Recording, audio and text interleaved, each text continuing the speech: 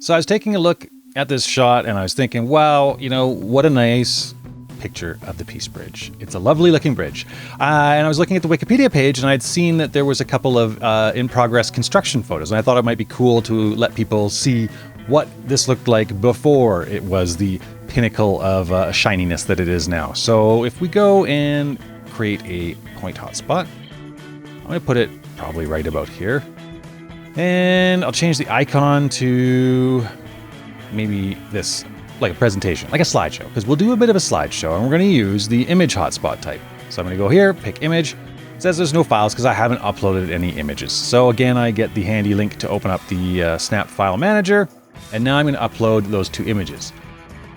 And I'll drop them in here. And Greenwood 714 is the guy I need to credit. He's the one that took them and posted them on Wikipedia. So I'll just leave that in there. And they've now uploaded.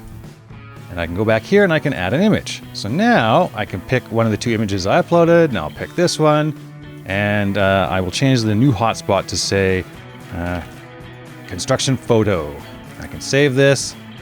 Now when someone clicks it, sure enough, it pops open this in construction photo. You have full screen option here. And you can close it.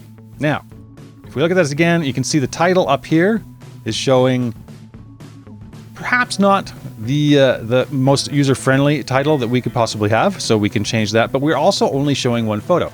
The other thing that the image hotspot does is it lets you do slideshows. So if we go back in and we edit this, we have this plus image button here. And if I click it, sure enough, I can add my second image. I'm gonna leave it like this. I'll leave the pop-up settings the same. And if we click this, ooh, I'm gonna change that, photos.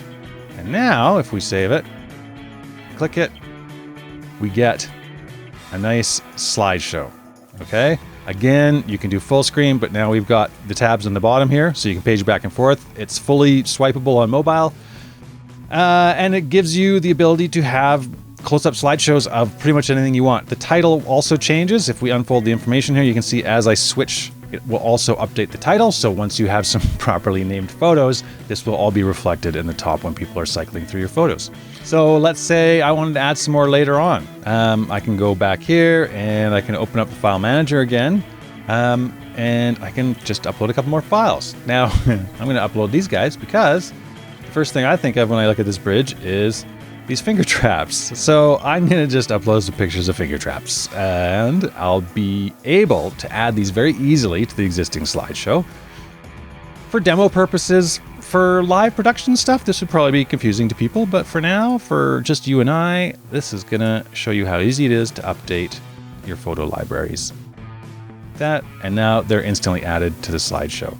Okay, everything updates magically. And likewise, same with removing them. If you're like, you know what, these finger trap things just aren't cutting it, delete, delete, save that again, and your slideshow is now back to just the 2 photos. That's it. That's as easy as it is to set up slideshows and single image close-ups using the image hotspot in SeekBeak.